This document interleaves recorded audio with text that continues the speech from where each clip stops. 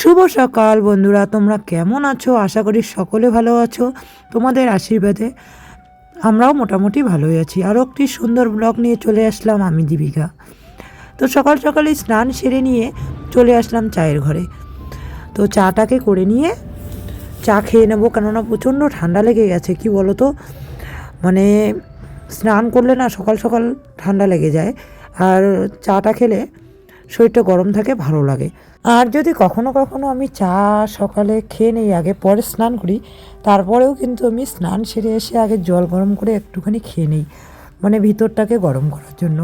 তোমরা কি করো অবশ্যই আমাকে কমেন্ট করে জানাবে।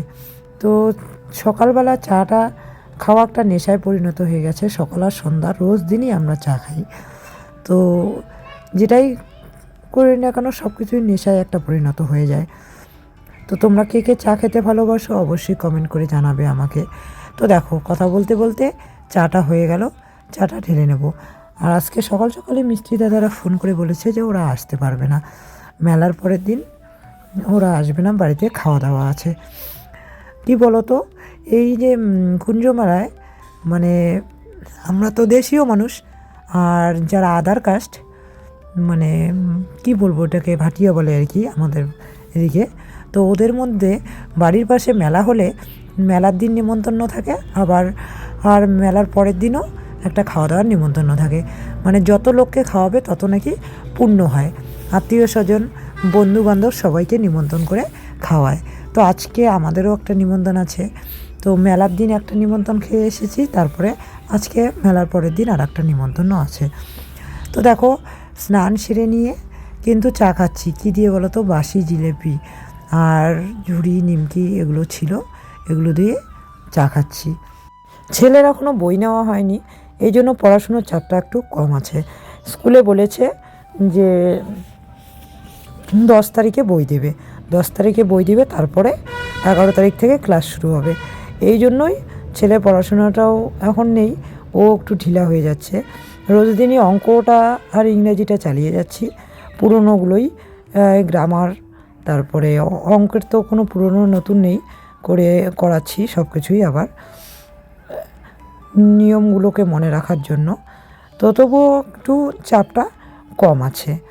তো যাই হোক, অনেক সময় কি হয়, মানে না করতে করতে ভুলে যায় ছেলে। তো এই জন্যই মানে কন্টিনিউ রাখার জন্য সন্ধ্যাবেলা রোজ দিনই ওকে নিয়ে একটু বসি, ইংরেজি আর অঙ্কটাকে প্র্যাকটিস রাখার জন্য, প্র্যাকটিস করলে যাতে ভুলে না যায় আর কি, এই জন্য। তো যাই হোক, ঠান্ডাটা প্রচণ্ড পড়েছে, কি বলবো। আজকে আবার হালকা হালকা রোদ্রের ছাড়া দেখা যাচ্ছে, জানি না একটু পরে আবার হয়তো ঠান্ডাটা চলে যাবে। এদিকে কাকিমা এসেছিলো, একটা আটার প্যাকেট দিয়ে গেল, ও কাকিমা নিয়ে গেছিলো, তো তাই দিয়ে গেল। চা খেতে বললাম কাকিমাকে, তো কাকিমা বললো খেয়েছে আর খাবে না, এই জন্য না খেয়ে চলে গেল। সকাল সকাল তুলসী তলাটাকে একটু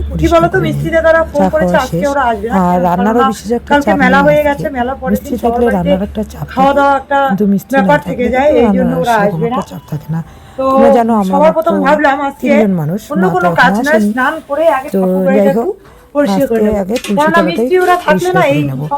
জানি যদিও পরিষ্কার করে কোনো লাভ নেই, কেননা অল্প একটু ঢালাইটা যেটা পরিষ্কার করে নেবে, আর এই দিকটা তো মাটি দিয়েছে ঢালাই করবে জন্য।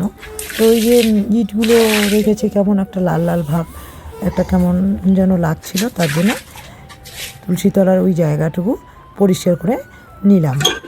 তো পরিষ্কার করে নিয়ে ভাবলাম যে জল নিয়ে এসে একবারে পাকাটাতে দিয়ে দিই, তাহলে কাজটা এগিয়ে যাবে, আর পরে তোমাদের দাদাভাইকে করতে হবে না, তাহলে তোমাদের দাদাভাই অন্য কাজে চলে যেতে পারবে। এটাতেও একটা মিনিমাম টাইম লাগে, আর রান্নার চাটনি তো আমি এই কাজটা করে নিই। তো সম্পূর্ণ ওটা জল দিয়ে নিলাম, কেননা জল না দিলে শক্ত হবে না।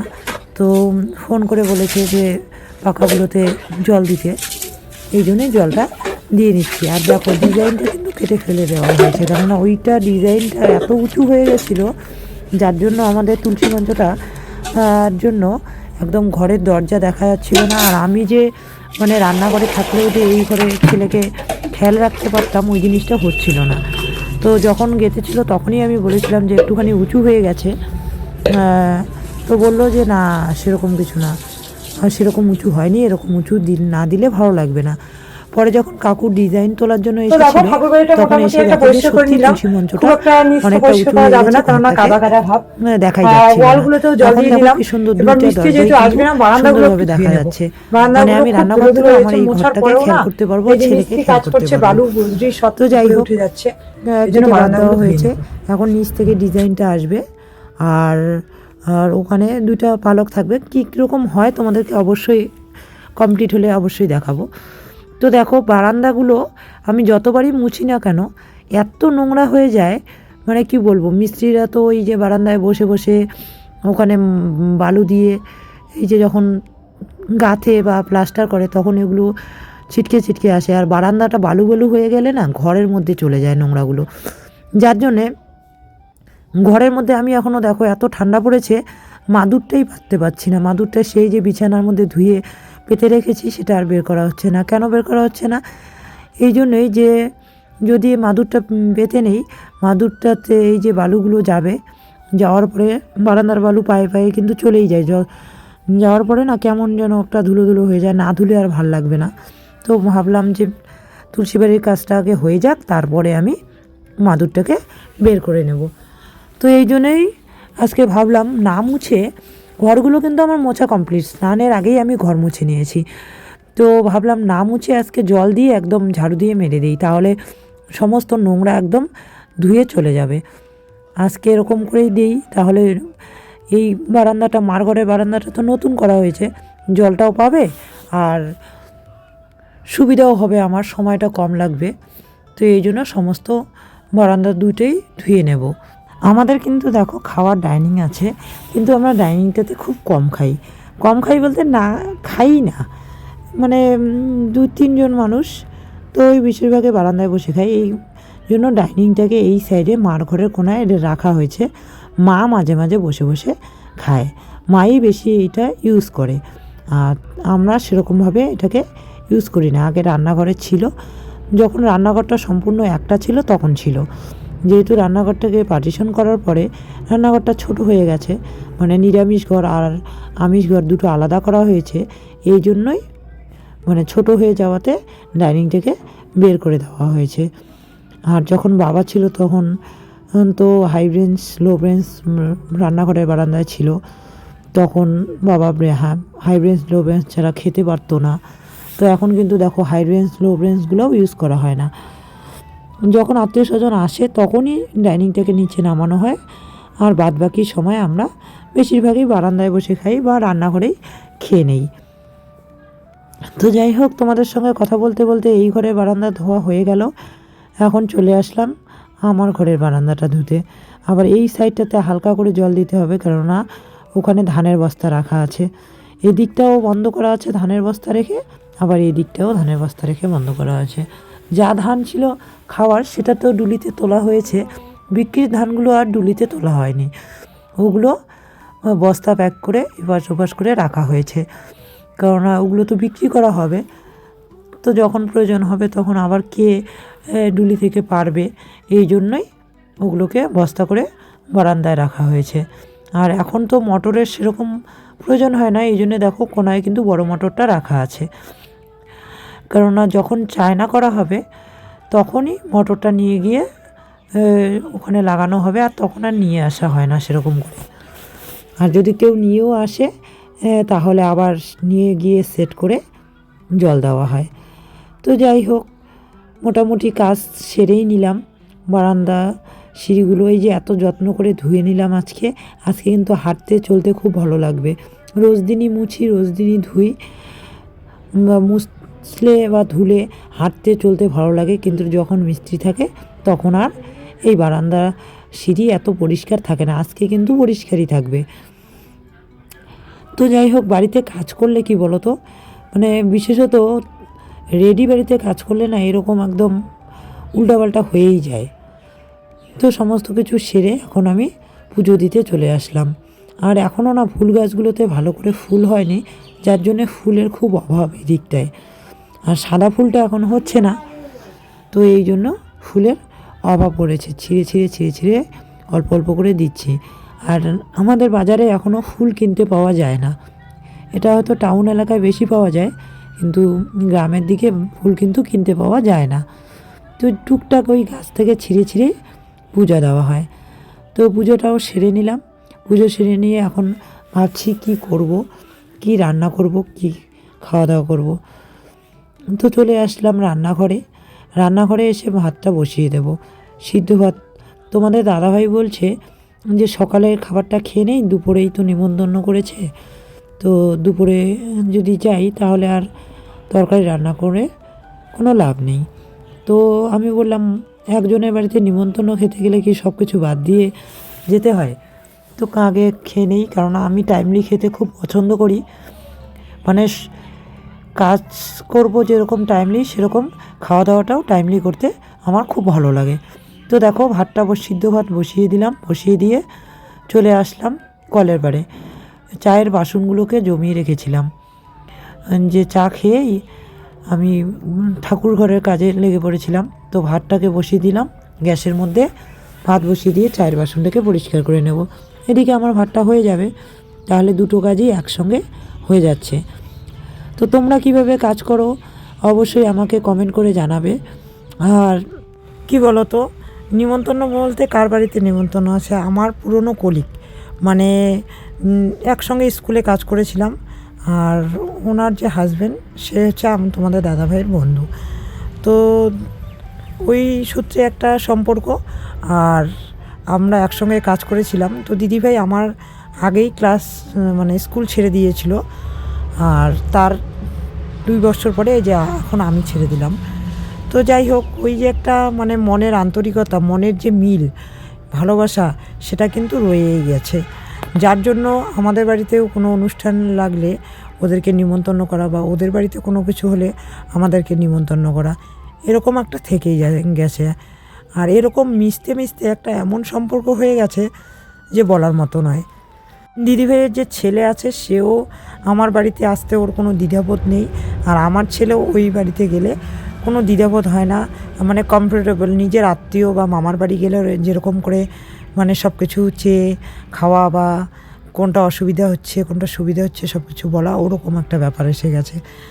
তো কখনো কখনো না বড় আপন হয়ে যায়, ঠিক বোঝাই যায় না কখন যেন মানে মিশতে মিশতে ভালোবাসতে বাসতে পরগুলো নিজের থেকেও বেশি হয়ে যায়। কাল কিন্তু প্রচণ্ড রাত্রে ঠান্ডা ছিল, আর আজকেও দেখো এই যে দেখো হাওয়া বইছে, দেখো সুপারি গাছের পাতাগুলো কিন্তু নড়ছে। এই জন্য সোয়েটার খোলার কথা ভাবতেও পারি না। যখন শুধু ঠাকুর মুছলাম আর পূজা দিলাম, তখনই সোয়েটারটা শুধু খুলেছিলাম। আর মানে এত ঠান্ডা লাগছিল আমার, মানে বলার মতো নয়। আর কালকে রাত্রে একটুখানি মেলায় গিয়েছিলাম, বেশিক্ষণ না, 8টায় গিয়েছিলাম, 9:30টায় বাড়ি চলে এসেছিলাম। তারপরেও যে এত ঠান্ডা লেগে গেছে না, মানে কি বলবো, সর্দি লেগে গেছে আমার, হালকা হালকা কাশিও হয়ে গেছে। তো যাই হোক, তোমাদের সঙ্গে কথা বলতে বলতে কিন্তু আমার চায়ের বাসনগুলো পরিষ্কার করা হয়েই গেল। আর গাই দোয়ানো হয়েছিল এই বালতিটাতে, এই জন্য বালতিটাও রেখে দিয়েছিলাম। গাই দোয়ানোর পরে দুধটাকে ছেঁকে নেওয়ার পরে বালতিটা কেমন যেন একটা, শুধু জল দিয়ে ধুলে আঠা আঠা থাকে, তো আমি কখনো জল দিয়ে ধুই না, এই জন্য মেজে নিই। তো সমস্ত কাপ প্লেট, চায়ের বাসন, তারপরে গায়ে ধোয়ানো বালতি, সমস্ত কিছু ধুয়ে পরিষ্কার করে নিয়ে রান্নাঘরের দিকে যাব। মনে হয় আমার ভাতটা অনেকটা হয়ে এসছে আর প্রায়।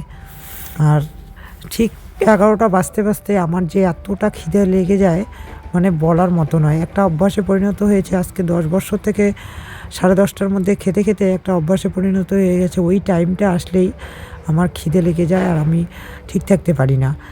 যার জন্য মানে আত্মীয় স্বজন থাকলেও আমি ওই টাইমটায় কিছু না কিছু রান্না করে খেয়ে নিই। তো যাই হোক দেখো আর কিছুই করলাম না, আলু সিদ্ধ আর বেগুন ভাজা দিয়ে সকালে খাওয়াটা এমনিতেও আমি আলু সিদ্ধ খেতে খুব ভালোবাসি, আলুটা আমার ফেভারিট সবজি। আর গরম গরম কিন্তু আলু সিদ্ধ বেগুন ভাজা বা বেগুন পোড়া এগুলো দিয়ে খেতে কিন্তু দারুণ টেস্ট লাগে আমার। মানে আমার খিদে লাগলে আলু সিদ্ধ গরম গরম ভাত দিলেই যথেষ্ট। মাছ মাংসের প্রতি ইন্টারেস্টেড আমি নই, আর মাংসটা আমি খুব কমই খাই।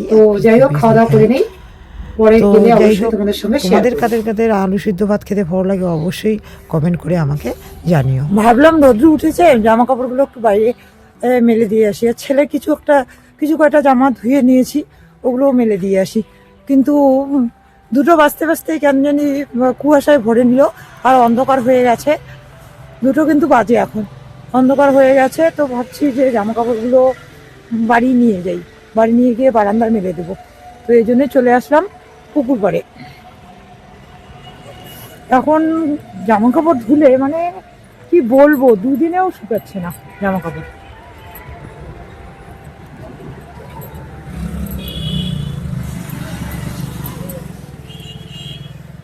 কিছু কিছু জামা কাপড় কিন্তু কালকেরও, তবুও শুকায়নি। আর আজকে যেগুলো ভিজিয়েছে ওগুলো তো একদমই ভিজা।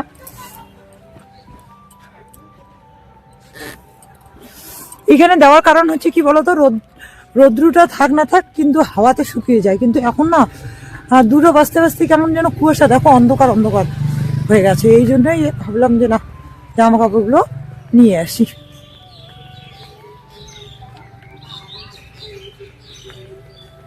সন্ধ্যা লেগে গেল কিন্তু মা আসেনি এখনো। ফোন করলাম, মা আসতে পারবে না আজকে। আমাদের আর নিমন্ত্রণে দুপুরে যাওয়াই হয়নি, মার অপেক্ষায় থাকতে থাকতে এখন বারবার ফোন করছে। তো এখন চা খেয়ে আমরা নিমন্ত্রণে যাব।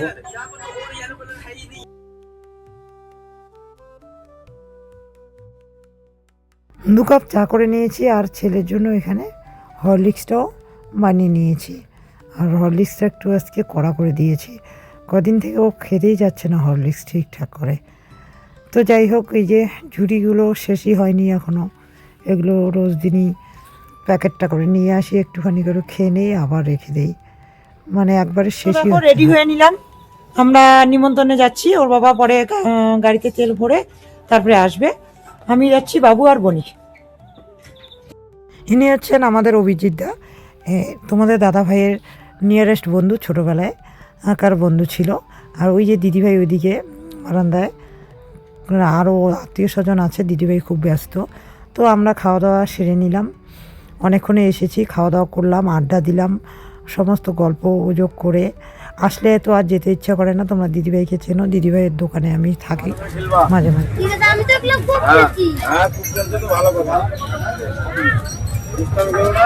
খুশি তো? দেখি দেখি একটু দেখা, এদিকে দেখা, দেখাও জিনিসটা, দেখাতে পারিস না দি কেমন? হ্যাঁ।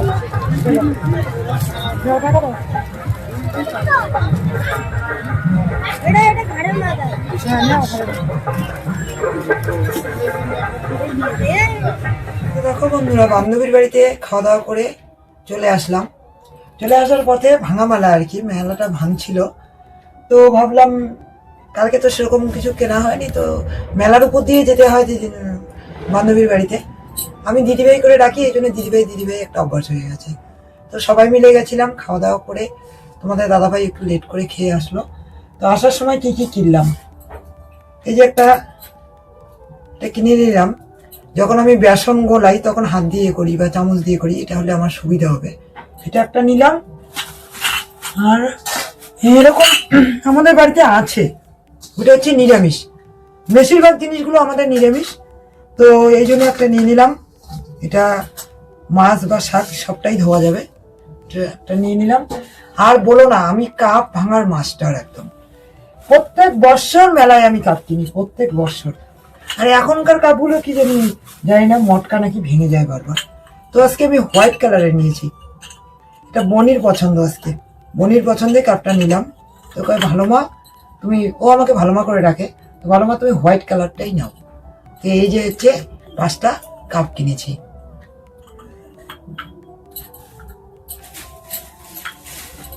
বিশেষ কিছু কেনার নেই, এই যে এটা 5টা কাপ, আর এটা কিনেছি আর ছেলে তো এই যে ব্যাডমিন্টন কালকেই বলেছে, ব্যাডমিন্টন কিনে নিয়েছে। আর এই যে একটা ব্যাগ কিনে নিলাম। ব্যাগটা ঝুলেছিল, ভালো লাগছিল, তো ভাবলাম এখানে ওখানে টুকটাক একটু বেরোতে গেলে একটা ছোট ব্যাগ হলে ভালো হয়। মোবাইল টোবাইল সব ঢুকে যাবে এটাতে। এটা ফিতাটা বড় করা যাবে, আবার প্রয়োজন না পড়লে এটা দিয়েও আমি নিতে পারবো। হোয়াইটের মধ্যে ভালো লাগলো তাই নিয়ে নিলাম। এই যে। তো খাওয়া দাওয়া তো করেই আসলাম, তো আর কি বলবো। আর প্রচন্ড ঠান্ডা আমাদের কোচবিহার জেলায় বর্তমানে প্রচন্ড ঠান্ডা। অন্যখানে কতটা ঠান্ডা বুঝতে পারছি না, যেহেতু বাইরে যাচ্ছি না। দেখো আমার গলাটা অলরেডি বসে গেছে। একটুখানি গেলাম হেঁটে, এখানেই কিন্তু বাড়িটা, মেলাটাও কাছে, একটুখানি হেঁটে যেতেই আমার ঠান্ডা লেগে গেল। তো খাওয়া দাওয়া সেরে এসেছি, তো খাওয়া দাওয়ার কোনো ব্যাপার নেই এখন। তো রাত বেশি হয়নি, এখন 9টা বাজে, 9টা সাড়ে 9টা। তো আজকে শুয়ে পড়বো। আজকের ব্লগটা এই পর্যন্তই। তোমরা ভালো থেকো, সুস্থ থেকো। কালকে সুন্দর আরেকটি ব্লগ নিয়ে চলে আসবো তোমাদের সামনে। ঠান্ডা পড়েছে, তোমরা সবাই ঠান্ডার হাত থেকে একটু সাবধানে থেকো। শুভরাত্রি।